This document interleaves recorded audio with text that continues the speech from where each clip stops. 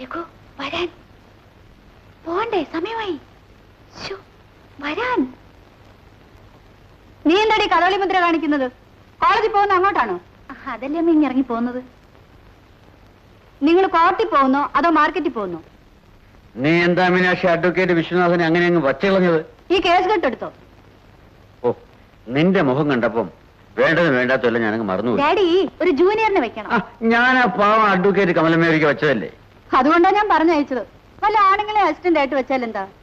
ഒരു പെണ്ണായാൽ സിൻസിയറായി ജോലി കാര്യങ്ങളൊക്കെ ചിട്ടയായി നടക്കും അല്ലേ മോളെ?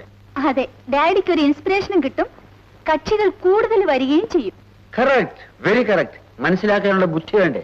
10-20 കൊല്ലമായിട്ട് ഞാൻ കാണുന്നല്ലേ വക്കീൽ സാറിന് ഇൻസ്പിറേഷൻ. തൽക്കാലം ഉള്ളത് മതി. സമയമായി, പോയാട്ടെ. വാ മോളെ, നമുക്ക് പോ.